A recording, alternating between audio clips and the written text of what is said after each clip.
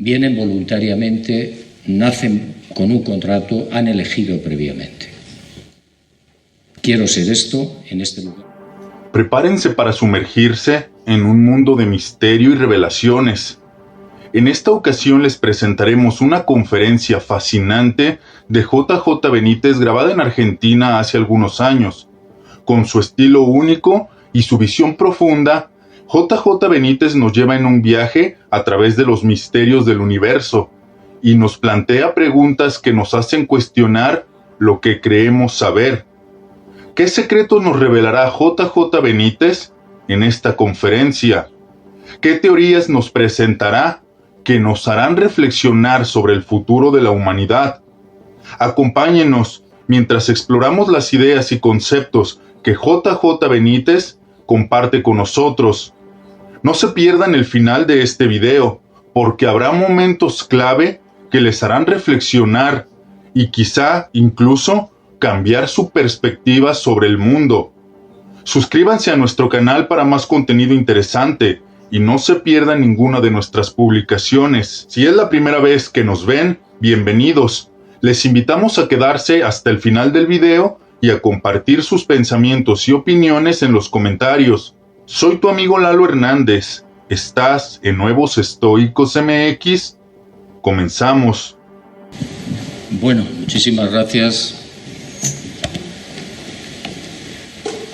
Como es de bien nacido ser agradecido, pues yo lo primero es agradecer a las personas que han organizado este evento. Hemos oído ponencias bien interesantes. Yo la verdad he aprendido muchísimo. Y bueno, no puedo olvidar naturalmente, después de 29 años de no haber regresado a Capilla, a una persona que lo dio todo, que fue, como ha dicho Ricardo, un extraordinario investigador y sobre todo mejor persona. Y yo pido un fuerte aplauso para Jorge Suárez.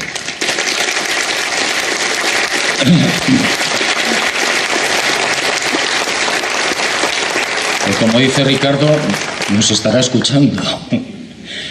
Bueno, yo aquí he venido a dialogar con ustedes. No quiero soltar ningún rollo.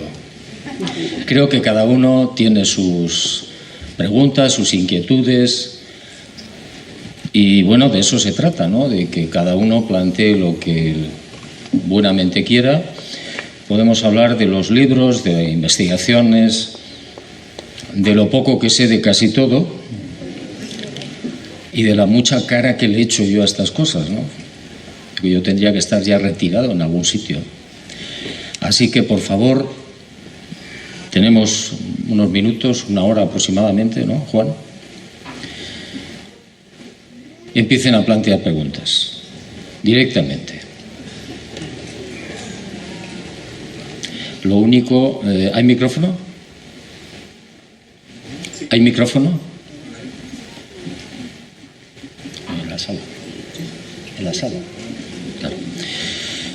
Bueno, empiecen. Yo trataré, mientras llega el micrófono, trataré de repetir las. No sé por cuál empezar. Rubén Cardoso. Me las tendrás que repetir porque. Pues sí. Dime. Rubén Cardoso te pregunta: antes de tu experiencia OVNI en Chilca, ¿no habías visto antes ningún objeto anómalo? Que yo recuerde, no. Yo tuve una experiencia cuando era un niño, tenía 6 años, en las montañas del norte de España, en Navarra, en un sitio que se llama Urdax.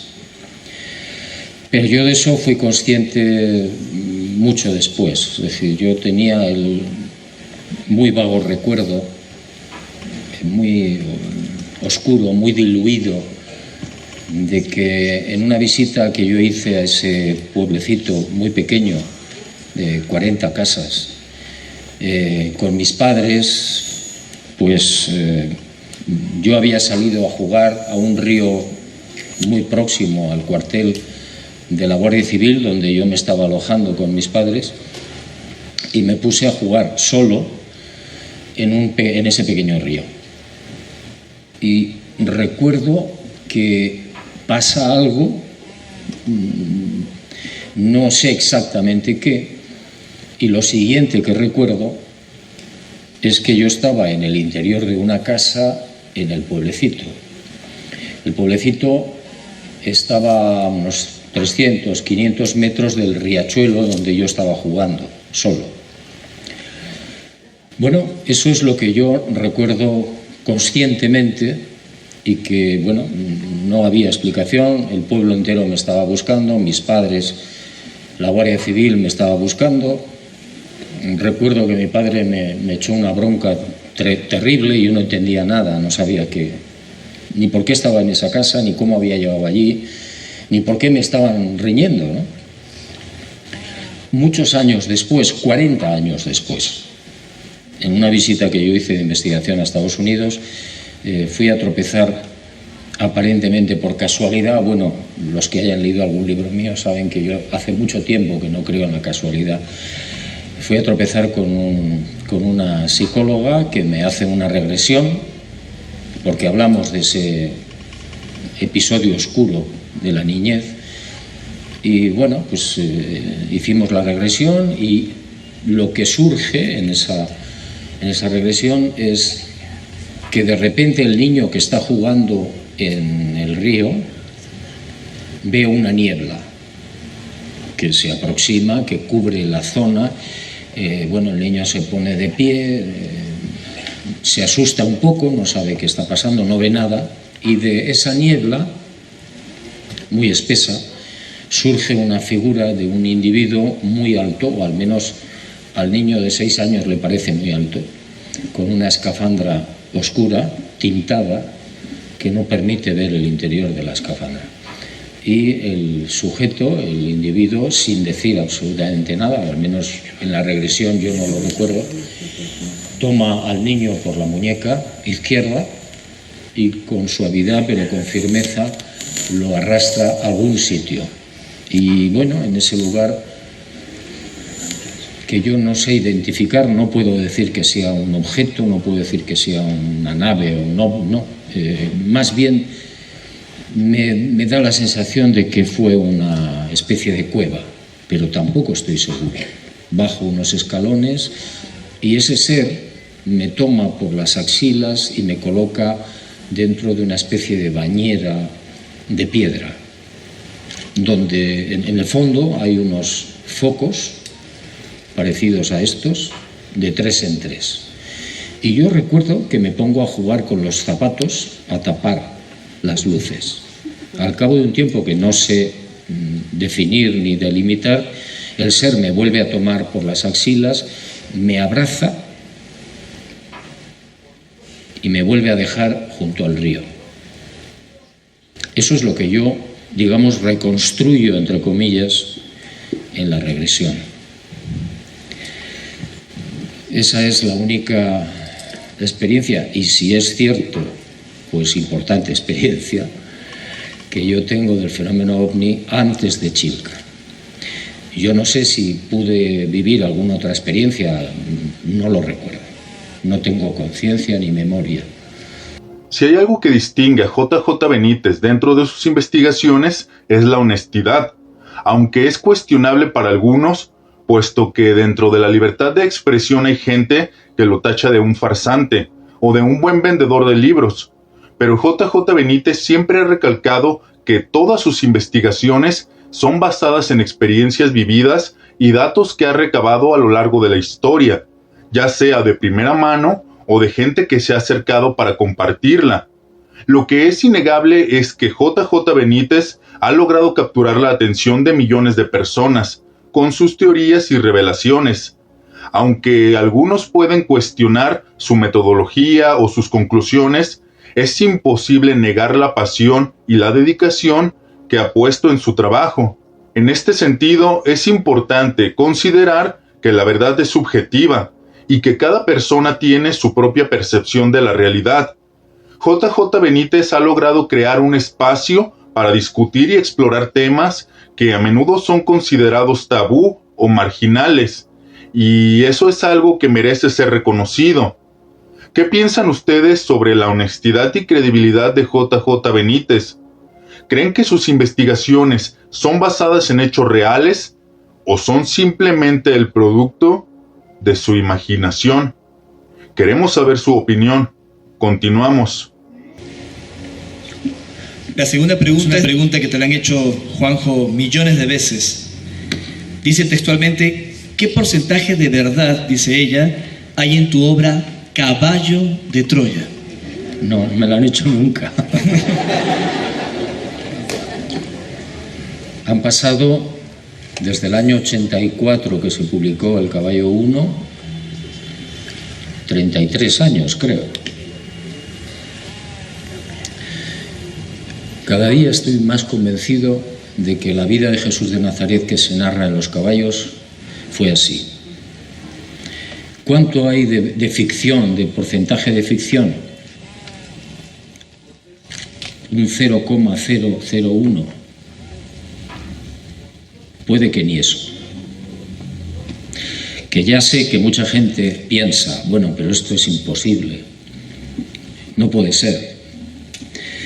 Bueno, yo no me pongo a discutir ya con nadie si los militares tienen o no tienen, han hecho o no han hecho esas experiencias o esos viajes, etcétera. Lo que sí digo es que Los Caballos son libros mágicos, donde yo no tengo nada que ver, o casi nada que ver. Yo he sido el mensajero que lleva el paquete de una puerta a otra. Hay un libro mío que se titula Pactos y Señales, y al final de ese libro hay varios capítulos donde yo hablo de la magia de los caballos de Troya, que demuestra en definitiva que yo no he podido ser el autor. Por ejemplo, cuando Jesús de Nazaret se aparece después de muerto, según la información que me consta, lo hace en 19 ocasiones. Los evangelios canónicos, con todos mis respetos, son una chapuza.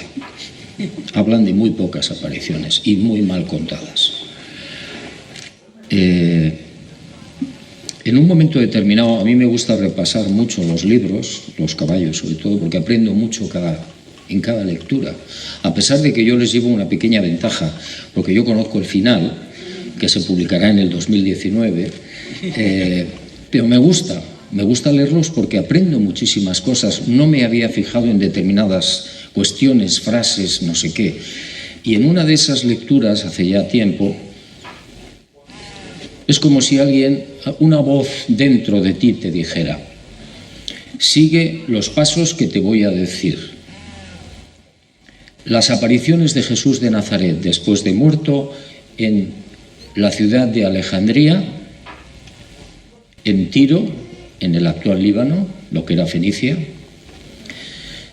y Amán, lo que era Filadelfia, en Jordania. Mide las distancias en kilómetros, y yo, como un idiota, midiendo las distancias. Ahora esos números pásalos a la cábala. Ya eso no lo hice yo, porque yo no era ni soy experto en cábala, tengo una ligera idea, pero soy muy torpe. Se lo di a un profesor de cábala, amigo mío, y la respuesta me dejó estupefacto. Decía, más o menos, está en Pactos y Señales: la muerte es un peaje de Dios para cambiar de vida.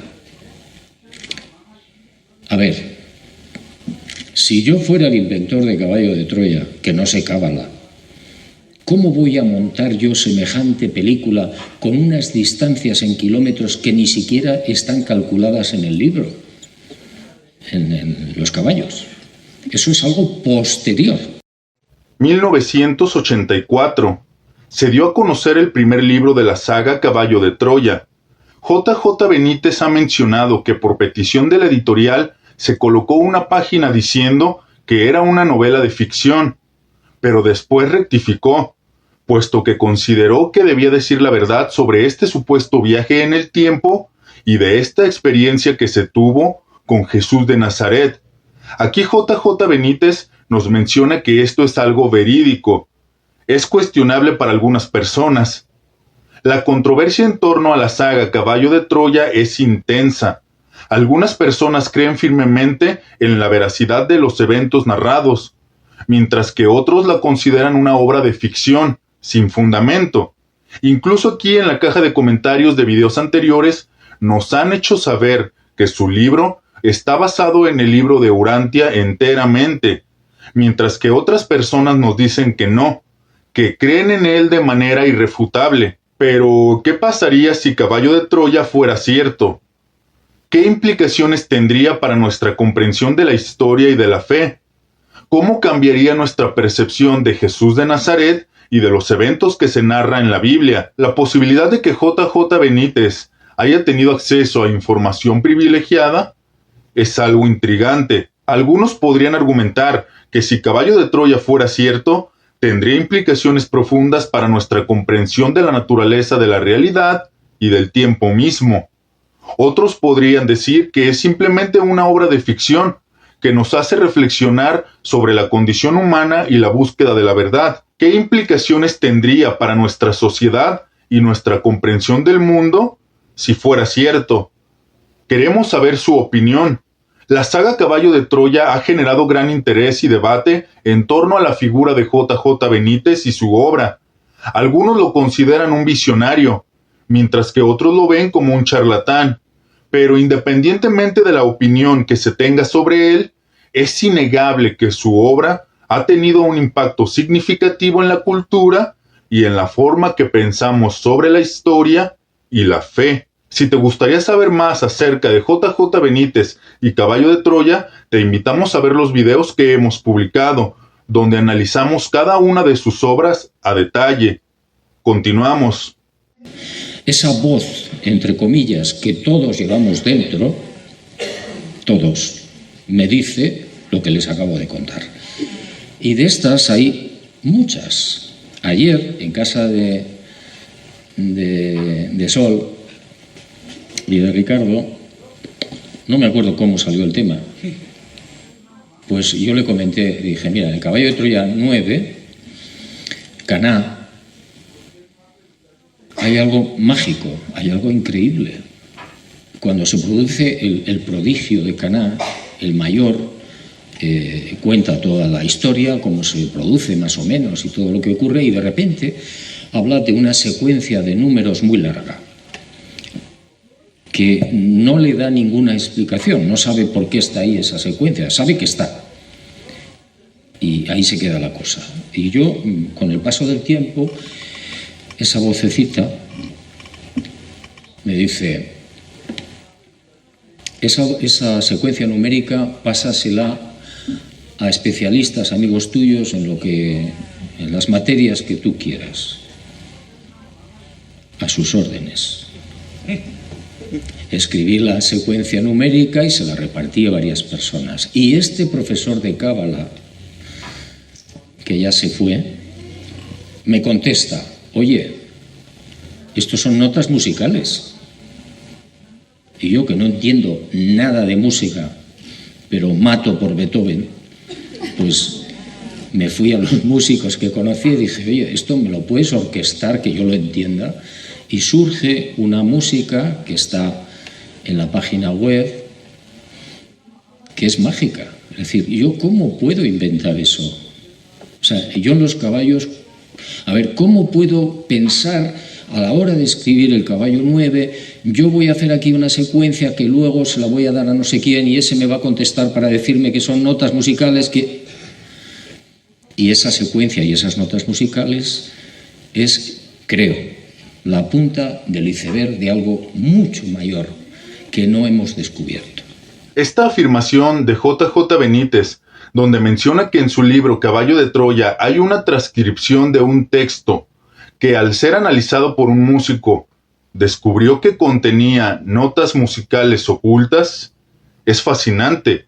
Según Benítez, el músico encontró que las letras y las palabras del texto correspondían a notas musicales específicas, lo que sugiere que el texto podría ser una forma de notación musical críptica. Esta afirmación es fascinante y ha generado mucho interés y debate. Algunos creen que esto podría ser evidencia de que el texto tiene un significado más profundo, o que fue escrito con un propósito específico. Otros argumentan que podría ser simplemente una coincidencia o una interpretación subjetiva. Si esto fuera cierto, tendría implicaciones interesantes en el campo de la criptografía. Podría sugerir que el autor del texto tenía conocimientos avanzados de música y criptografía, o que el texto fue escrito con un propósito específico, que va más allá de su significado literal. ¿Te gustaría explorar más a fondo esta idea? ¿Quieres saber más sobre la posible conexión entre el texto y la música? Sigamos escuchando a JJ Benítez. Extraordinario. Entonces, bueno, podríamos estar hablando esta mañana de temas mágicos de los caballos, ¿no? Que no tienen explicación salvo que sea verdad, salvo que sea cierto. Y eso, yo siempre lo repito, el corazón es el que se lo va a decir. Cuando ustedes lean los caballos, es el corazón el que le va a decir, sí, la verdad se sabe que es la verdad porque se escucha y se siente. Y toca el corazón. Desde mi punto de vista, la verdad no es una fórmula matemática, que probablemente también, es un tambor. Y esos son los caballos, es decir, los caballos están ahí con una finalidad asombrosa, que es modificar hasta cierto punto la brújula de la conciencia y traer esperanza. Juan Guillermo Rosales, en el hilo de lo que has mencionado sobre Caballo de Troya, dice, ¿cómo te interesaste en Jesús? ¿Quién es Él para ti?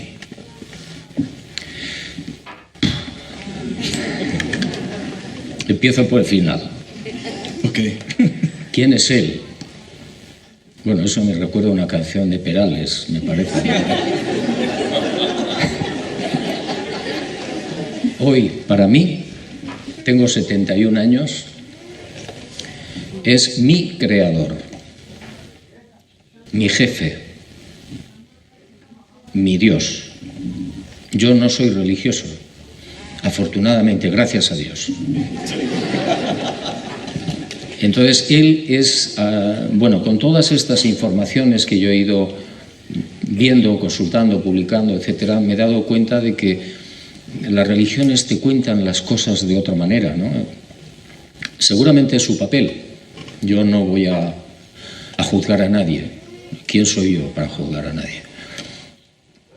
Pero no me lo han explicado bien.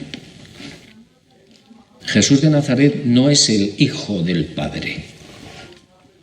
Jesús de Nazaret es un Dios que gobierna este universo, esta galaxia. Eso quiere decir que cada galaxia un Dios, y que el Padre Azul está por encima de todo eso, y ahí nos perdemos. Y además no merece la pena entrar en más profundidades porque la capacidad mental del ser humano, 1400 creo centímetros cúbicos, no da para mucho más. Y además es más bonito que sea una sorpresa después de la muerte, ¿eh? Entonces, para mí es un Dios. También es un hombre, porque nació en Belén, vivió durante 32 años sin saber quién era, con todas las dudas que podamos imaginar y alguna más, y con todo el sufrimiento que podamos imaginar y algo más, porque él sospechaba que allí había gato encerrado. Pero hasta que no cumple los 32 años en el Monte Hermón, es cuando él recupera su divinidad. Eso es lo que yo leo en los caballos. A partir de ahí, se convierte en un hombre Dios, capaz de curar un Down, que claro, los pobres evangelistas no sabían y decían, bueno, eran un endemoniado.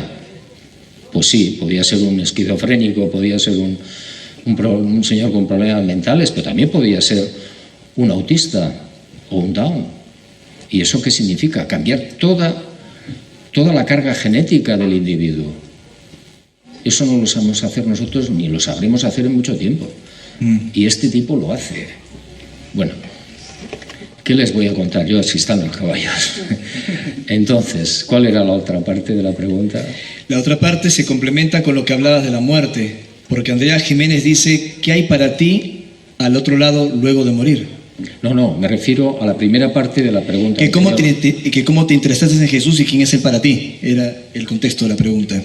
¿Cómo te interesaste en Jesús y quién era Él para ti? Por un momento pensé que era el camarote de los hermanos Marx. Me interesé porque estaba absolutamente desinteresado por el personaje. Es decir, yo me educo en el Colegio de los Hermanos Maristas en España, en Pamplona, 11 años de colegio, educación religiosa con calzador. Bueno, yo no entendía muchas cosas. Yo recuerdo en ejercicios espirituales cuando era un niño, tendría 11 años o una cosa así, en el colegio, que llega un cura, maldita sea su sombra. Lo digo con todo el corazón. Y nos dice, ¿vosotros sabéis lo que es la eternidad? Y claro, unos niños de 11 años que solamente sabíamos jugar al fútbol y poco más, pues yo os lo voy a explicar. Imaginaos una tierra de diamante. Hace falta ser hijo puta.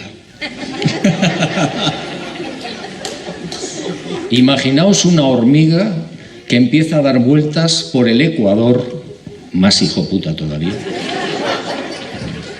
al planeta de diamante.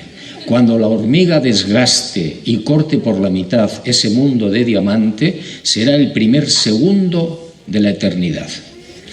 Y claro, los pobres críos estábamos alucinados, imaginando a la maldita hormiga dando vueltas y bueno, era una cosa asombrosa. Y decía el tipo al final, así que si esta noche os masturbáis y morís, ya sabéis dónde vais a ir. Y ya sabéis lo que es la eternidad, donde vais a estar quemándoos vivos. Bueno, claro, yo llegaba a casa muerto del susto, horroroso. Entonces, esa religión que está un poco caricaturizada, pero que fue verdad, es la que a mí no me cuadraba. Y cuanto más tiempo pasaba, peor todavía, porque había muchas cosas en la religión católica que me tocó a mí que no comprendía, que no tenía sentido. ¿Por qué Dios era un castigador? ¿Por qué Dios estaba siempre en una estatua allá arriba en las alturas? Siempre serio. ¿Qué pasa? ¿Que Jesús de Nazaret no se reía? Bueno, y me empecé a distanciar de lo que es la vida religiosa, hasta que llegó un momento que encima además me puse a hacer periodismo y la vida me dio la cara. Y claro, aquello todavía encajaba menos en la idea de un Dios, no entendía nada. Hasta que un día me encontré en la Sábana Santa de Turín. Pura investigación periodística, pura curiosidad. Gaceta del Norte, años 70, unos científicos que se ponen a trabajar en el lienzo de Turín y hacen unas investigaciones extraordinarias, fantásticas. Y de la mano de la ciencia yo me reencuentro con el personaje, con Jesús de Nazaret, que yo no sospechaba que era así, y me entusiasmo. Escribo un libro que se llama El Enviado y lo voy a presentar a México. Y bueno, pues había un programa fantástico de un gran periodista que se llamaba Zabludowski, que me hace una entrevista en hora estelar. Y yo, por lo visto, hablé con tanto entusiasmo de Jesús de Nazaret que, bueno, pues yo recibí esa misma noche una llamada telefónica y un señor me dijo: mire usted, no me conoce, he sido militar, estoy en Tabasco, ¿tiene usted posibilidades de venir? Y claro, yo al principio dije: uy, esto puede ser un loco, un bromista, ¿qué pasa aquí? Pero cuando me dijo militar de la Fuerza Aérea Norteamericana, inmediatamente pensé, dije: ovnis, voy. Y fui. Y así empezó la historia que ustedes ya conocen por los caballos, ¿no? Es decir, y ahí fue donde yo empecé a descubrir ya después quién podía haber sido verdaderamente el jefe, que no tenía nada que ver, nada con lo que les han contado. Mentira. Como diría Fabio Cerpa, mentira. A mí me gusta el personaje Jesús de Nazaret que aparece en los caballos. Me lo quedo. Es una esperanza, es oxígeno. No es un juez, no es un fiscal. Y te regala la inmortalidad. En este caso te la regala el Padre Azul. Pero bueno, el mensaje lo trae él. Bueno, pues... Nos dejaste a todos, creo que, muy reflexivos.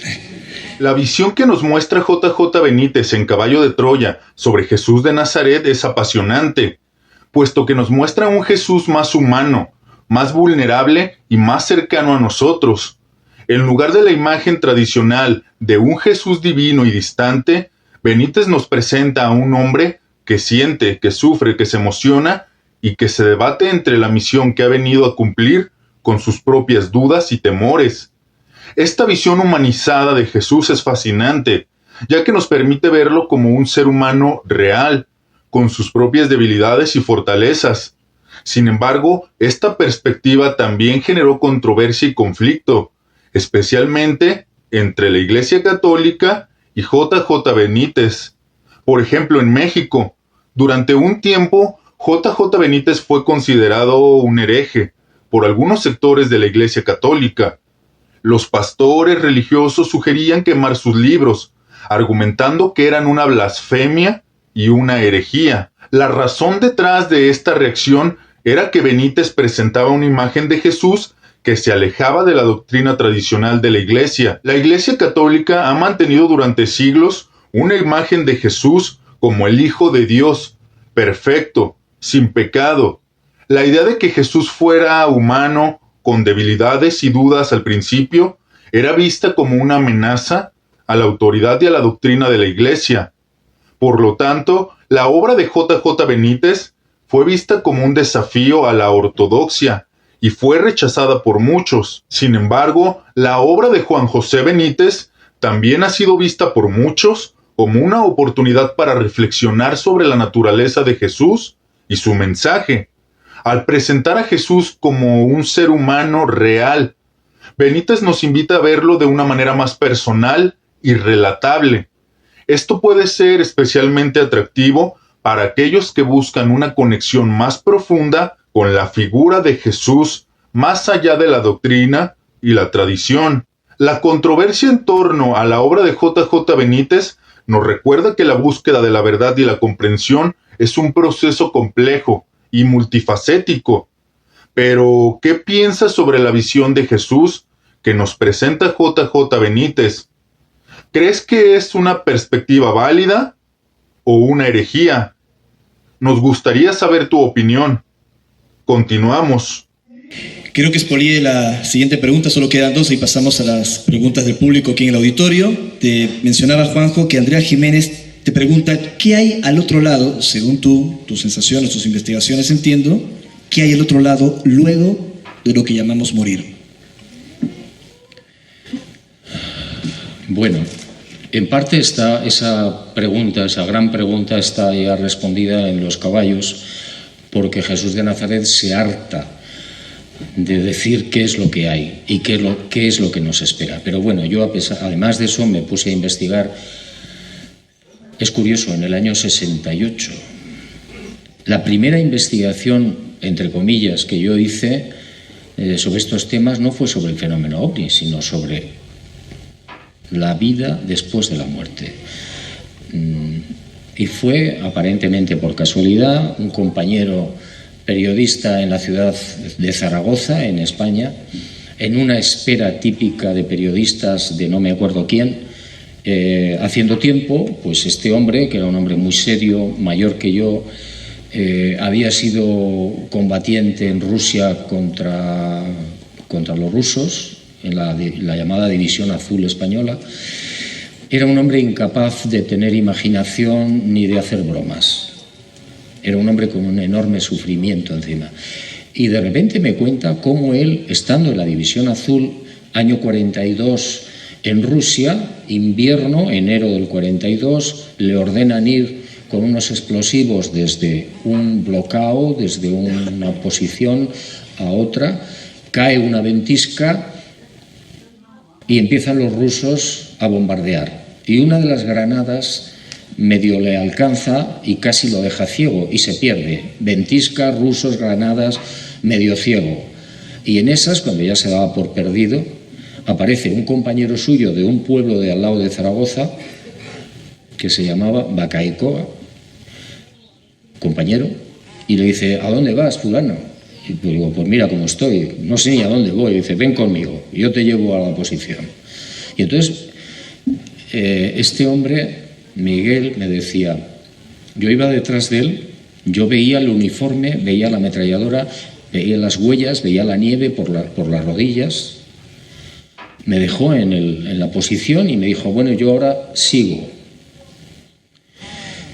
Al cabo de un tiempo, cuando llevan a este hombre al hospital para curarlo, etcétera, etcétera, comenta lo que le ha pasado y le dicen los compañeros: eso es imposible. Dice: ¿por qué? Porque Bacaicoa lo mató un mortero hace 70 días y está enterrado en Rusia. Bueno, a mí me impactó más la historia, más que la historia, me impactó quién me contó la historia, este señor.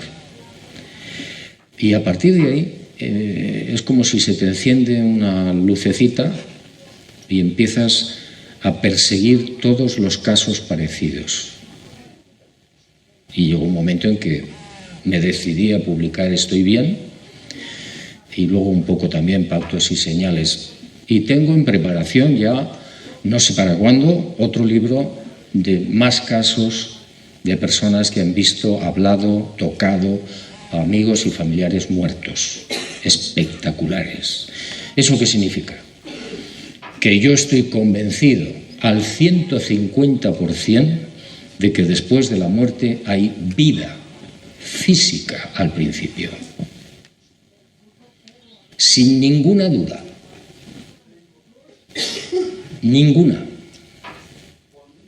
Es decir, uno se muere, es un dulce sueño, lo que es la muerte física de los últimos segundos o minutos, y despierta en otro sitio.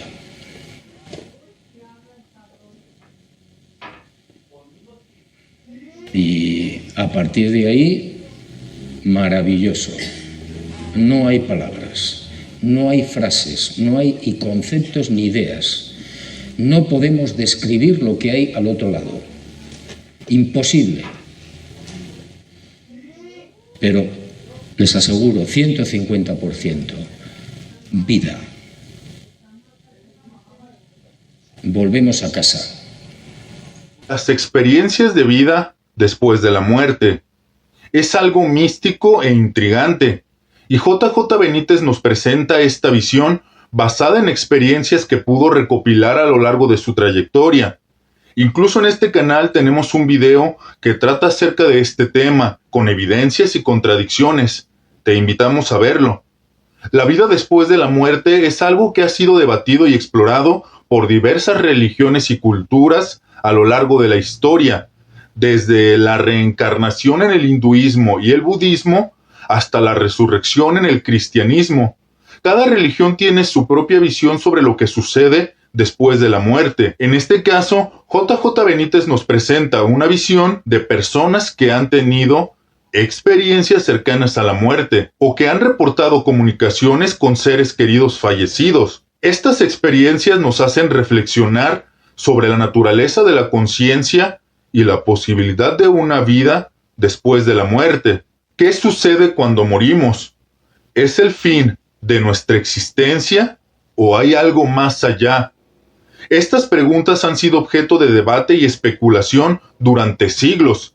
La obra de J.J. Benítez nos invita a explorar estas preguntas y a considerar la posibilidad de que haya más allá de lo que podemos ver y tocar. ¿Te gustaría saber más sobre las experiencias de vida después de la muerte y las diferentes visiones que existen sobre este tema? Nos gustaría saber tu opinión. Sigamos escuchando a J.J. Benítez. Podríamos estar hablando hasta pasado mañana de las experiencias de personas que han visto a familiares y amigos muertos, las más asombrosas y en todos los lugares del mundo. No importa la religión, ni la edad, ni nada. Adelante. Buenas tardes. Me llamo Jezabel Vega y soy de España. Vengo de Santander. Gracias, Ricardo, por pasarme el micrófono. Espero que me recuerdes. Seguramente que sí. ¿Perdón? Espero que me recuerdes y seguramente que sí, Juanjo. Estuvimos en Casturdiales comiendo con Ricardo, su mujer. Sí, ¿vale? es que... Hasta aquí haces que vengamos a verte. Dime. Mi pregunta es la siguiente. La había formulado en Facebook, espero no olvidarme de ningún dato.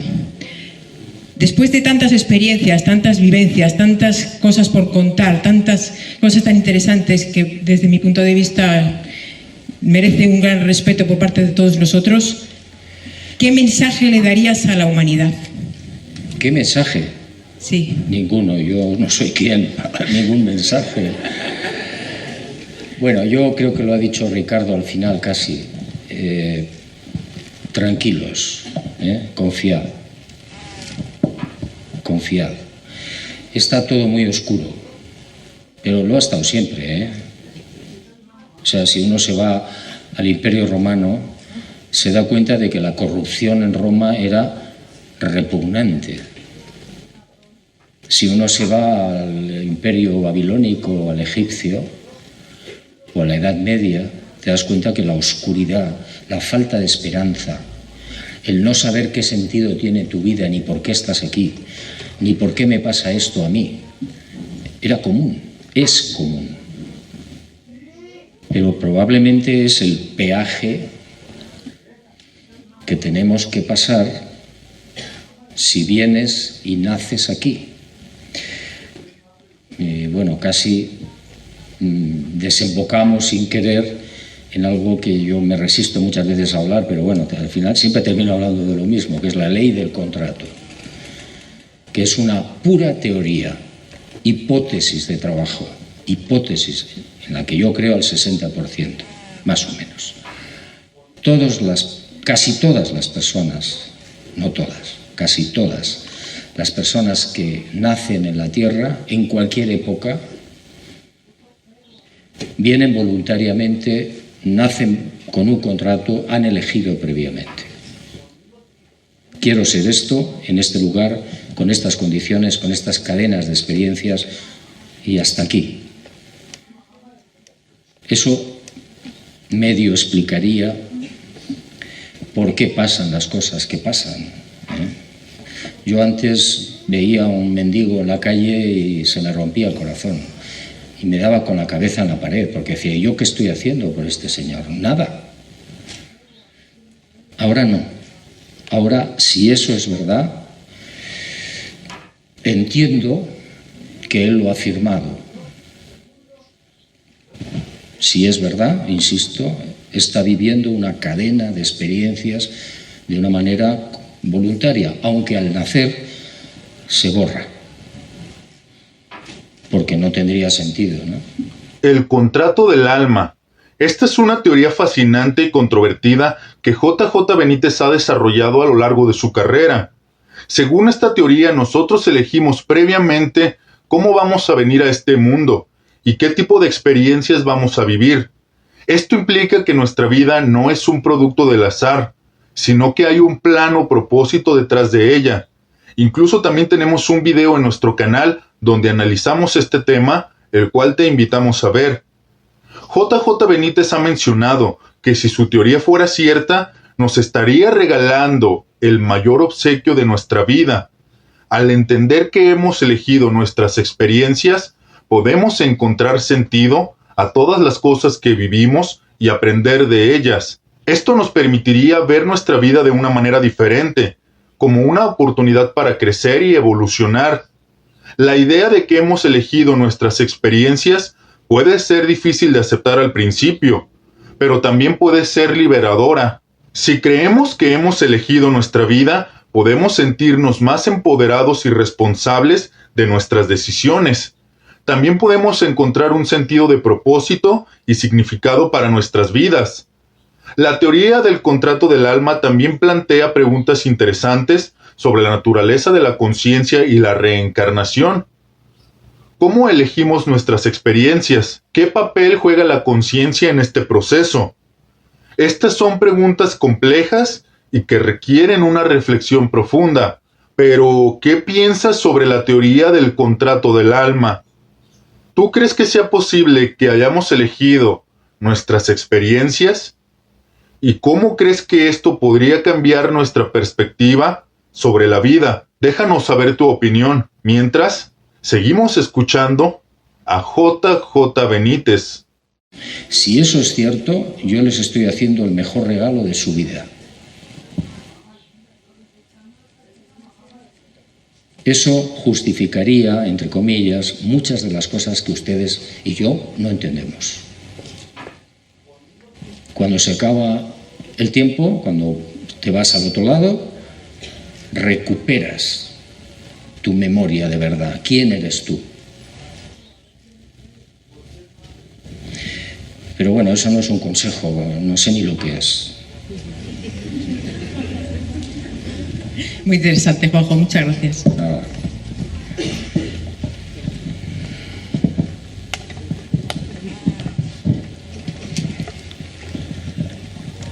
Hola. Perdón. Hola, Juanjo. Soy Pablo de La Plata. Ante todo, gracias. Gracias por muchas razones muy personales. Una de ellas la tengo aquí a mi lado, pero bueno. La pregunta es, seguramente alguien te la va a querer hacer o te va a querer hacer una pregunta tal vez anterior a la que yo quiero. Hagan ustedes las preguntas que quieran. Sabemos, de alguna manera, que ocurre algo relacionado con una piedra, con una roca. Pero sabemos que también hay un después de la roca descrito en el caballo 9, tal vez en un sueño de Jasón. La venida, la llegada, la vuelta, el regreso. Digo porque el agosto del 2027 nos llena de pesar, pero así y todo tenemos una esperanza, y vivir sin esperanza sería realmente no vivir. La esperanza sería esa. Yo sé que no quiere hablar de este tema, pero no me refiero justamente a ese tema, sino al después, a la esperanza del después. Sí, es el único tema en el que no me hubiera gustado entrar. No, justamente. Pero estoy en Capilla del Monte, entonces... Está en capilla. En los caballos y en el día del relámpago, creo recordar, hay algo de información sobre eso. Se toca un poco de pasada en determinados momentos. Yo personalmente me gustaría estar total y absolutamente equivocado. Sería el error mejor bienvenido por mi parte. Y lo digo con mayúsculas. Ojalá esté equivocado. Según esas informaciones, en el 2027 va a haber una enorme catástrofe en la Tierra. Gog. Este meteorito que según las teorías de JJ Benítez en 2027 impactará la Tierra es algo intrigante. Incluso tenemos un video en nuestro canal que te invitamos a ver, con evidencias de meteoritos reales y explorando posibilidades acerca de esto. La posibilidad de un impacto de meteorito es algo que ha generado mucha especulación y debate. Algunos creen que es un evento catastrófico que podría cambiar el curso de la historia, mientras que otros lo consideran una teoría sin fundamento. JJ Benítez ha investigado y escrito sobre este tema, y su teoría ha generado mucha atención y curiosidad. La verdad es que la Tierra ha sido impactada por meteoritos en el pasado, y es posible que vuelva a suceder. La pregunta es, ¿estamos preparados para enfrentar un evento de este tipo? ¿O qué medidas se pueden tomar para mitigar los efectos de un impacto de meteorito? Independientemente de si el meteorito que menciona JJ Benítez es real o no, es importante estar informados y preparados para cualquier eventualidad. La exploración del espacio y la investigación sobre meteoritos pueden ayudarnos a entender mejor el universo y a prevenir posibles amenazas. Pero, ¿qué piensas sobre la teoría del meteorito Gog de JJ Benítez? ¿Crees que es algo que podría pasar o es solo una teoría sin fundamento? Nos gustaría saber tu opinión. Continuamos. Y después, Or Gadol, la gran luz. Estoy repitiendo lo que está en los caballos. Or Gadol, la gran luz. ¿Y por qué digo esto? Bueno, para el que no haya leído, creo que es el 9, el caballo 9, hay uno de los discípulos, en un momento determinado le pregunta a Jesús, le dice, pero están hablando de esta historia y tal, de la segunda venida de Jesús, y Jesús no rehúye la cuestión, son los evangelistas los que de alguna manera no lo dicen con claridad. Y uno de los discípulos le pregunta sobre esto, dice, ¿pero cuándo va a ser eso? Y Jesús le responde, Or Gadol, en hebreo, en arameo, cuando el mundo salga de la oscuridad, vendrá la gran luz. Y yo con ella, le dice uno de los discípulos, y tú con ella, le dicen los discípulos, le dice Jesús, le rectifica, le dice, no, yo detrás, que no es lo mismo. Es decir, si eso es cierto, es terrible, pero hay una gran esperanza. Pero como no sabemos si es verdad, pues déjenlo ahí, ni lo toquen. Hola, una pregunta cortita. Con respecto a ¿qué sintió usted o qué sentiste vos? Separa un poco el... Ahí. La sensación personal cuando estabas escribiendo Los caballos, los sentimientos propios al relacionar a Jesús con los extraterrestres, la relación que tienen entre ellos. La relación de Jesús, o yo. No.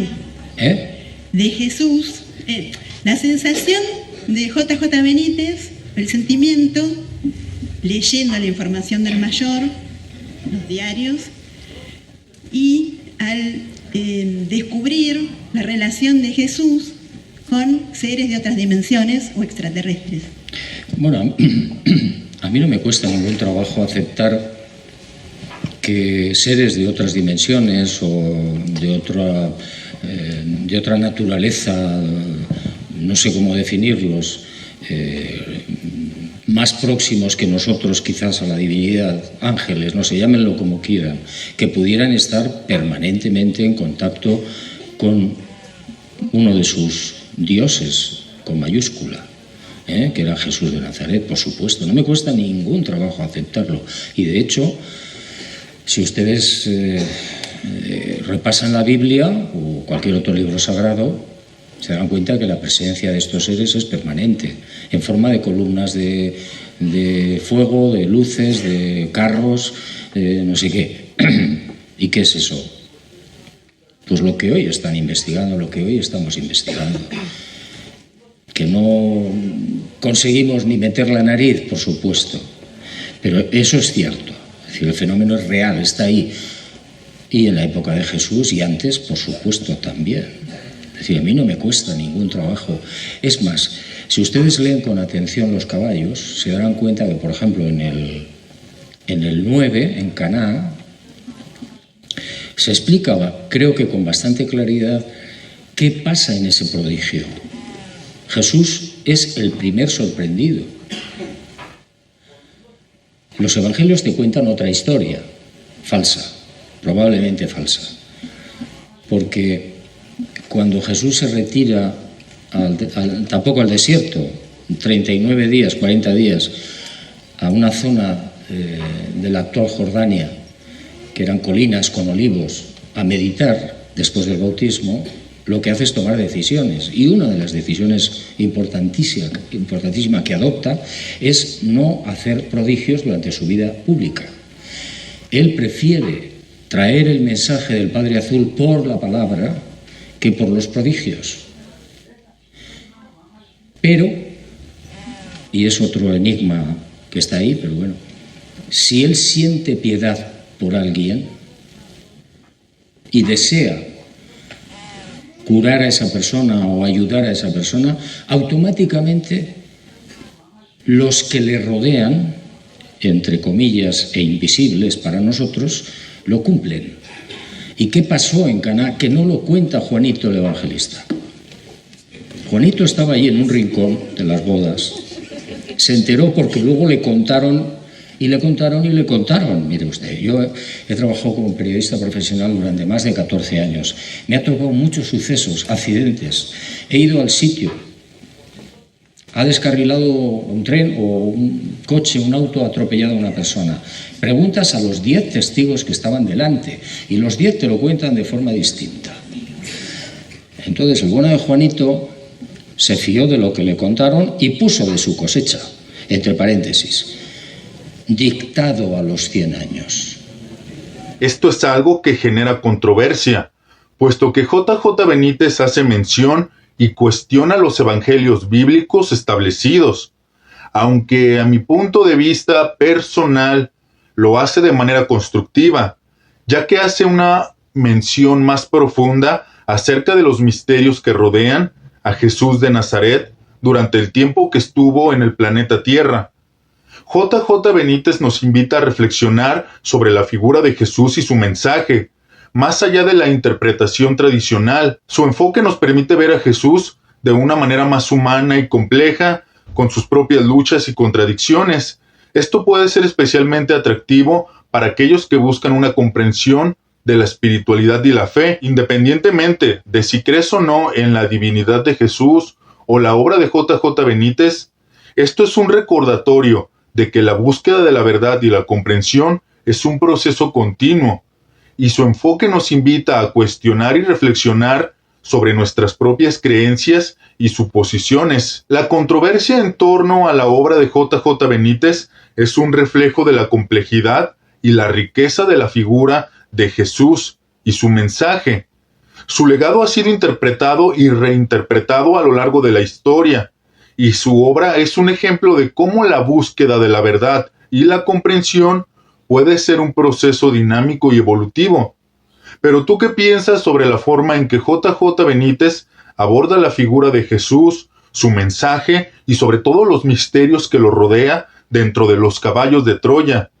¿Crees que su enfoque es constructivo o controvertido? Queremos saber tu opinión. Con 100 años tienes muchas probabilidades de estar chocheando. Muchas. Entonces, ¿qué pasa? Que cuando... Es que hay que... Por eso a mí Los caballos me fascinan, porque te dan muchos detalles que te encajan con lo que probablemente fue. En esa boda, la costumbre de los judíos era, cuando invitaban a alguien a una boda, les anunciaban previamente, con un mes o más de antelación, con una invitación, es decir, eran muy, muy serios, que, bueno, pues que vinieran a la boda. Pero los 200 o 300 invitados, que probablemente no había más, cuando llegan a Caná, Se ha corrido la noticia, el bulo, por toda la comarca días antes, y una de las personas que lo alimenta es la señora, la madre, María, de que el Mesías va a hacer algo portentoso en Caná, que va a inaugurar el reino político, militar, que va a llevar a Israel a la liberación del pueblo romano, que los estaban machacando. Importantísimo no olvidar este concepto, que estaba en la voluntad y en el entendimiento de casi todo el mundo, del 99% de la población, incluida la madre. Entonces, ¿qué pasa? Que se corre la voz y empieza a llegar gente. Y los 200 o 300 invitados, en realidad, allí hay más de 1000 personas que quieren entrar y que al final, mejor o peor, medio entran. ¿Por qué JJ Benítez nos hace mención de que Jesús de Nazaret no era un Mesías, sino un liberador? Esto se une con la teoría que tiene el pueblo judío acerca de su Mesías, que esperaban que fuera un Mesías guerrero y les diera la soberanía. Esperaban un Mesías en cierto punto como un líder militar, que iba a acabar con el dominio de Roma y establecer un reino terrenal. Sin embargo, JJ Benítez resalta que Jesús mismo no se veía como un Mesías en ese sentido. En su lugar, Jesús se presentaba como un libertador, una persona que venía a traernos un mensaje de amor, compasión y liberación interior. Su misión no era la de liderar una revolución armada, sino la de ayudarnos a descubrir la chispa divina que hay dentro de nosotros. Esta visión de Jesús como un libertador es fascinante, ya que nos invita a reflexionar sobre la naturaleza de la libertad y la salvación. ¿Qué quiere decir ser libre? ¿Es la libertad algo que se puede lograr a través de la fuerza y el poder? ¿O es algo que se encuentra en el interior de cada persona? JJ Benítez también resalta, por ejemplo, que el pueblo judío sigue esperando un Mesías, que sea un líder militar, que los libere y los haga poderosos nuevamente. Sin embargo, Jesús nos muestra que la verdadera liberación viene de adentro, y que el poder y la fuerza no son necesariamente las herramientas más efectivas para lograr la libertad y la salvación. Pero, ¿tú qué piensas sobre esta visión de Jesús como un libertador y no como un Mesías? ¿Crees que su mensaje es relevante para nuestra época, para nuestras luchas, para la lucha que hay en Medio Oriente? Nos gustaría saber tu opinión. Continuamos. ¿Y qué pasa? Que el vino que tenían preparado para los 200 o 300, vamos, yo creo que en todas las bodas, o el responsable del restaurante donde se va a hacer el banquete, o la casa o donde sea, la madre o los padres del novio, saben qué personas van a venir y prevén el vino que se necesita, o la cerveza, o lo que sea. Y esto fue lo que pasó en Caná. Pero como se vieron desbordados por más gente de la que se había preparado, se había previsto, pues cuando ya entró todo el mogollón, el vino empezó a caer. Y no es que la madre del novio dijera, o Juanito dice, es que se han quedado sin vino. Falso. Había vino, pero para muy poco tiempo.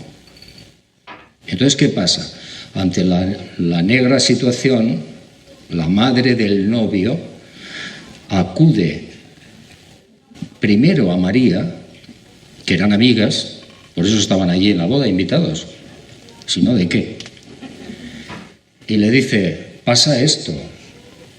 Y la otra, María, que era de armas tomar, muy inteligente y muy buena persona, pero de armas tomar, y dice, tú no te preocupes que esto corre de mi cuenta. Se acerca a Jesús y le dice, oye, mira, que se están quedando sin vino. Y el otro le responde, bueno, ¿y a mí qué? ¿Y tú qué te tienes que meter en mis negocios? Muy serio. Joder. Y la otra insiste, pero no, porque él acababa de venir del retiro en Beit Iz, en la cueva famosa, donde había tomado una serie de decisiones y no, aquello que era un circo, se han quedado sin vino, pues ya lo siento. Entonces, hay un suceso que Juanito no es testigo de él y por eso no lo cuenta seguramente. Le voy a conceder el beneficio de la duda. María, cuando ve que Jesús no va a ceder en su actitud, se echa a llorar. Y a Jesús se le rompe el corazón. Y me imagino que piensa, ¿cómo me gustaría ayudarla, no? María, no llores. Pero eso se le escapa a Juanito, el evangelista. Porque no estaba allí. En ese instante, cuando Jesús se apiada de su madre, no de la gente del vino, de su madre. Eso es lo que yo entiendo a través de la información de Caballo. En ese instante, cuando él piensa en segundos, ¿cómo me gustaría ayudarte?, es cuando su gente, entre comillas, sus ángeles, para que nos entendamos, actúan y hacen el prodigio, que no es convertir el agua en vino, que va contra las leyes de la naturaleza, del propio Dios. H2O no lo puedes convertir en carbono. ¿Qué hacen? En un espacio muy pequeño, ni siquiera visible por el ojo humano, que podríamos calcular en un femtosegundo o menos, se sustituye el agua, desaparece el agua de las 7 cántaras, 700 litros. No lo puede percibir nadie aunque lo estés mirando. Y en su lugar aparece el vino. No sabemos cómo, es decir, también se nos escapa cómo, hombre, quitar el vino, quitar el agua de las cántaras, más o menos podríamos hacerlo hoy. Pero meter así de la nada o de no sé dónde el vino allí, pues ya es más complicado, de momento. Pero no para una tecnología, entre comillas, superior. No para alguien que tiene ese poder. Y el primer sorprendido es Jesús, que se da cuenta inmediatamente y dice, coño. Y se quita de en medio y se va. María es la que se da cuenta inmediatamente o al poco de lo que está pasando y bueno, empieza a dar saltos hasta hoy. Porque era la culminación de sus aspiraciones políticas. Nunca olvidemos que la madre y la familia, casi todos, fueron sus mayores opositores. La Iglesia Católica y el resto de las iglesias nos lo han vendido mal. Nos lo han vendido a la señora como si fuera medio tonta, sumisa. Por supuesto que estuvo al pie de la cruz, ¿cómo no va a estar? Se entera de que su hijo lo están ajusticiando, ¿cómo no va a ir? Aunque sea un perro moro. Pero no estaba de acuerdo y le retiraron la palabra. Esto no lo cuenta nadie en los evangelios y fue terrible para el maestro. Sufrió muchísimo, es decir, mi familia me vuelve la espalda porque yo no acepto ser el Mesías. Por eso cuando la gente dice Cristo o Jesucristo se equivoca. Cristo es la traducción al griego de ungido, de Mesías, y Jesús de Nazaret nunca fue un Mesías, no era un rompedor de dientes, no era un político, no iba a liderar los ejércitos contra Roma. Su mensaje era distinto, totalmente diferente. Y María, repito, y la familia, pues no lo veían así. Y encima, para colmo, cuando Jesús selecciona a 6, tampoco es que los seleccione, ellos van donde Jesús y le dicen, oye, ¿puedo acompañarte? ¿Qué pasa? Que me interesa mucho lo que dices. Y el otro dice, sígueme. Los 6 primeros, porque luego llega otra historia, y los 6 discípulos eligen a los otros 6, es decir, tampoco los elige Jesús, atención.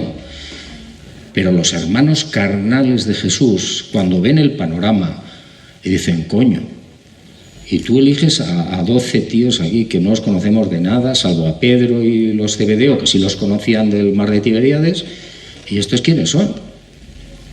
Bartolomé, el otro, Felipe. Nosotros somos tus hermanos. Nosotros tenemos derecho a ser tus discípulos y a acompañarte. Y Jesús les dice, no por vuestra propia seguridad. Y nunca se lo perdonaron. Esto es algo fascinante.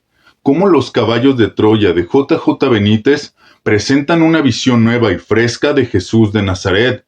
La forma en que se describe su relación con su familia, especialmente con María, la madre de Jesús, es fascinante. Me recuerda a cómo Benítez nos muestra una faceta diferente de Jesús y su entorno, aunque hay similitudes con otros libros como el libro de Urantia. Los caballos de Troya mantienen su propia esencia y estilo. Es como si estuvieras descubriendo un nuevo lado de la historia. La intriga y el misterio que rodean a Jesús y su familia son realmente cautivadores.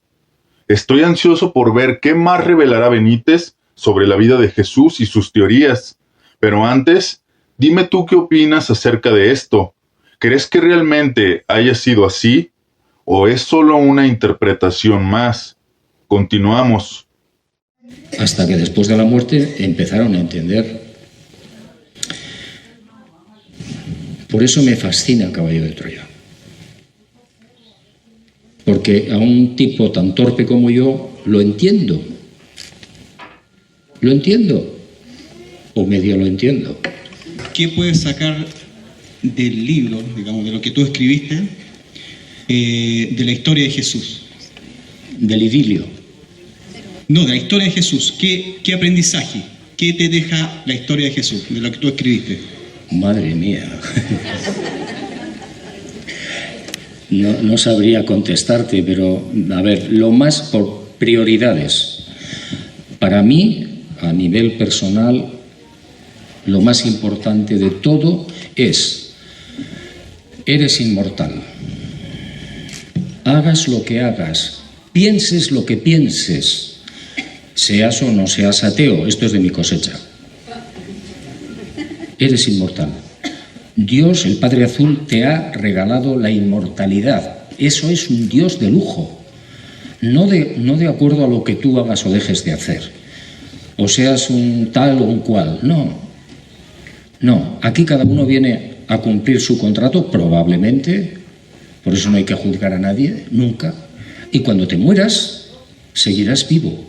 Eso es lo que a mí más me impactó. Porque no era aquello de decir, cumple los mandamientos, que si no, irás al infierno de cabeza. Y a mí me impresionaba muchísimo cuando decían, y los diablos te sacarán la piel, pero inmediatamente aparecerá una segunda piel, que se quemará otra vez, pero aparecerá la tercera piel, joder, y así hasta el infinito. Y yo aquello sudaba. No, eso es un cuento chino. Me encanta Larín, el argentino, el actor, y la película del cuento chino la he visto 14 veces. Entonces,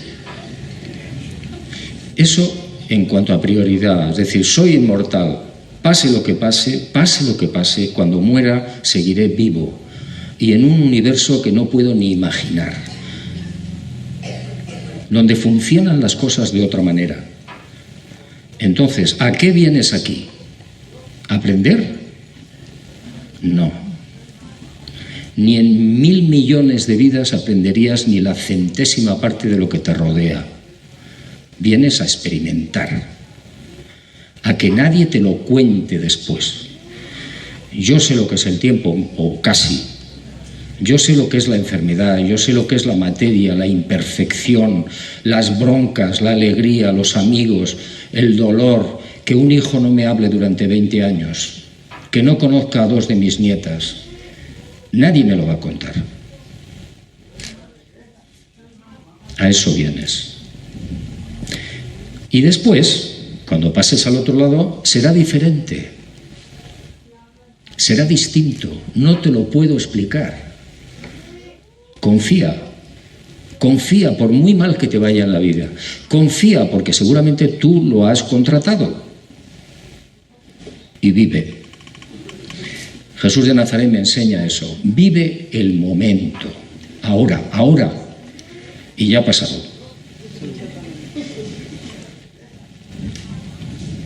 Nada más.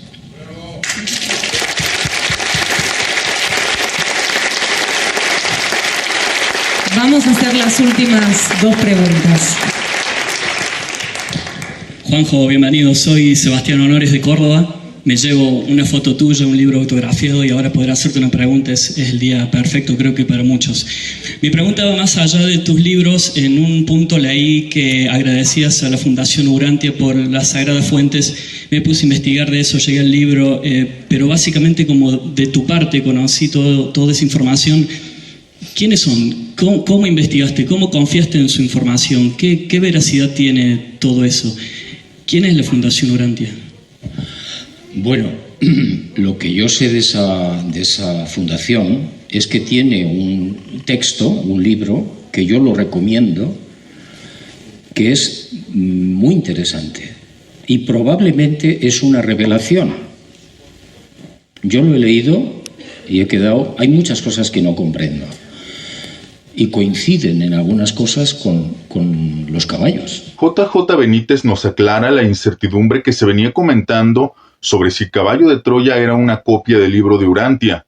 Aquí Benítez nos muestra que Urantia fue una fuente con similitudes a Caballo de Troya, pero la cuestión de si es una copia o no ya es decisión de cada uno. Benítez aborda este tema de manera interesante y nos hace preguntarnos, ¿qué fue Urantia para los caballos de Troya? ¿Qué son los caballos de Troya para Urantia? ¿Cómo se relacionan? ¿Qué similitudes comparten una con otra? Es fascinante ver cómo Benítez explora estas preguntas y nos da una perspectiva nueva sobre la relación entre estos dos libros. ¿Será que Urantia influyó en Caballo de Troya o simplemente comparten ideas similares? La verdad es que es un tema complejo y cada uno puede tener su opinión al respecto. Pero dime, ¿tú qué opinas acerca de esto? Continuamos. Lo que pasa es que los caballos tienen como 14.000 fuentes. Son, si no recuerdo mal, casi 7.000 páginas con el diario de Eliseo, que aparecerá en el 19. Y la revelación de Urantia tiene muy pocas páginas sobre Jesús y no habla de muchísimos detalles que sí hablan los caballos. No explican, por ejemplo, lo que acabamos de mencionar sobre la señora, sobre la familia. Yo no recuerdo haber leído nada de eso y es fundamental. Pero yo recomiendo ese libro. Es muy interesante, muy interesante. Difícil. Más preguntas. Benítez, buenas tardes. Aquí Pablo. Una pregunta que creo que no lo va a poner incómodo después de leer sus libros y de escuchar sus opiniones respecto a la muerte. Todos nos vamos a ir. Usted, yo, todos. ¿Cómo le gustaría ser recordado y cómo cree usted que va a ser recordado? No me preocupa en absoluto.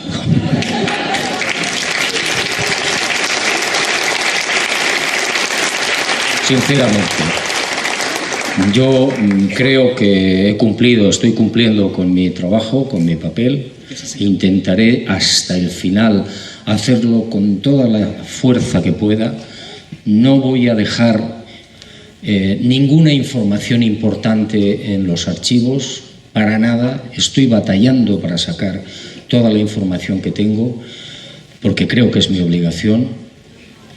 Pero no me importa ni me preocupa el qué dirán o cómo me recordarán, para nada. Para nada. Es decir, miren ustedes, si los 60 libros que llevo publicados, 67 escritos, sirven para algo, fantástico. Si ha servido para que alguien tenga 30 segundos de reflexión mientras lee, estupendo. Misión cumplida. Ese es el mejor premio que me pueden dar a mí, el mejor, y yo creo que a cualquiera, en su trabajo, en su lo que sea. Después, quién sabe, ya nos veremos allá arriba, supongo.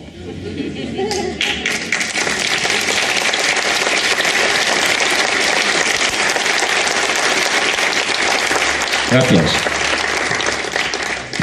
Hola Juan, ¿qué tal? Bienvenido al país. Gracias.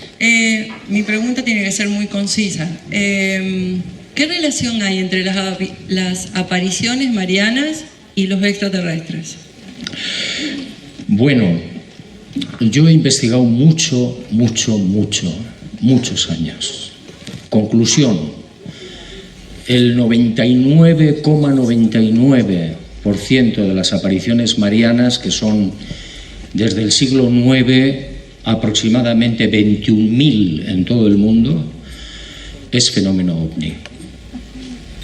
Luces, personajes, seres, criaturas, etcétera, etcétera, lo que hemos visto a lo largo de estas conferencias, que yo he disfrutado de verdad, y felicito de nuevo otra vez a los que han organizado el Congreso, he disfrutado como un enano.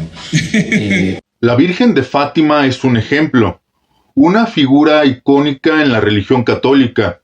Es comúnmente representada como una mujer hermosa, de rasgos perfectos. Sin embargo, los testigos del fenómeno de Fátima en 1917 describieron una entidad completamente diferente. Según sus testimonios, la Virgen se apareció como una entidad pequeña, con capa, con algo similar a un casco, y no necesariamente con el aspecto tradicional que se le atribuye. Esto plantea una pregunta interesante. ¿Qué fue lo que realmente vieron los testigos? JJ Benítez tiene una teoría intrigante al respecto, sugiriendo que las apariciones marianas podrían ser vistas como apariciones extraterrestres. ¿Es posible que estas apariciones sean de origen no terrestre? ¿O son simplemente manifestaciones de la fe y espiritualidad humana? La verdad es que la historia de Fátima es compleja, pero ¿tú qué opinas? ¿Crees que las apariciones marianas son visitas extraterrestres o realmente son manifestaciones de lo divino? La intriga es palpable. Continuamos. ¿Por qué? Esa es otra cuestión. Hay una intencionalidad a la hora de que alguien se presente en Fátima con un sol, entre comillas, que empieza a moverse, a bailar, a secar la ropa de miles de personas, etcétera, etcétera, etcétera. Sí, claro que hay una intencionalidad. Conseguir a primera vista que allí se levante una basílica, se levante la devoción popular hasta extremos insospechados y sigan, incluso hoy, por supuesto, las peregrinaciones, las curaciones, el agua de Lourdes, México.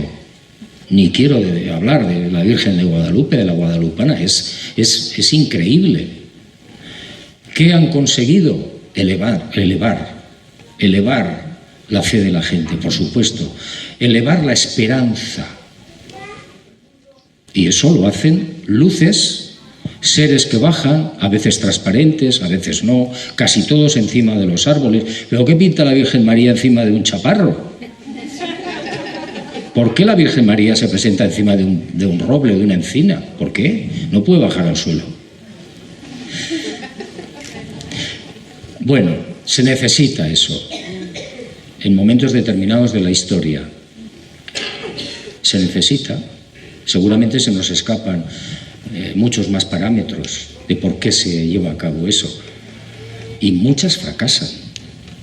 Muchas de las apariciones que presentan los objetos, las luces, las naves, los tripulantes, no sé qué y tal, muchas veces no fructifica.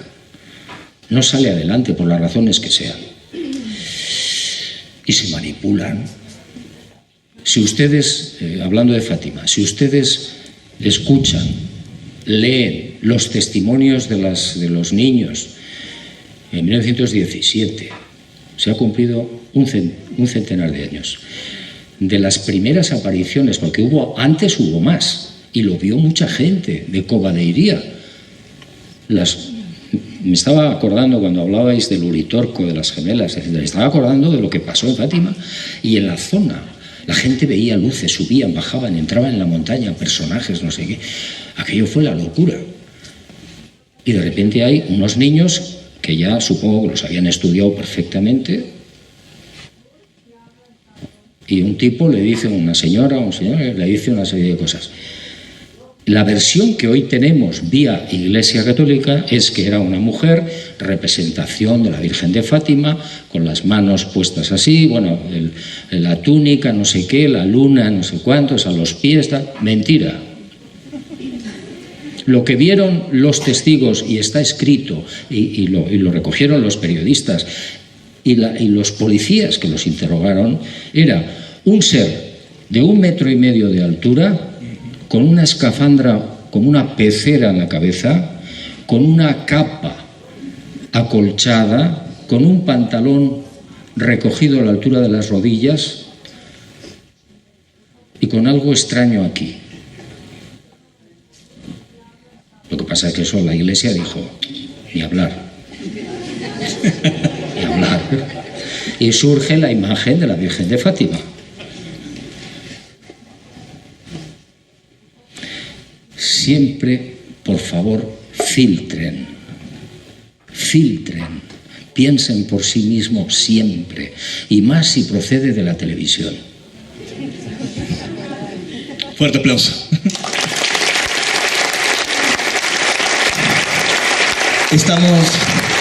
Estamos ya contra el tiempo. Me encantaría, de corazón me encantaría hacer más preguntas a Juanjo, pero estamos un poco jugados con el tiempo, pero Juanjo permanece aún en el auditorio. Aquí el presentador Fernando Correa me va a echar una mano. No sé qué opinen ustedes, pero a mi punto de vista ha sido una experiencia reveladora escuchar a JJ Benítez en esta conferencia, donde ha compartido sus investigaciones y teorías sobre algunos de los temas más intrigantes de la historia y la espiritualidad, desde la serie de libros Caballo de Troya hasta las apariciones marianas, pasando por la verdadera relación de Jesús con su familia y la vida después de la muerte. Benítez nos ha llevado en un viaje de descubrimiento y reflexión.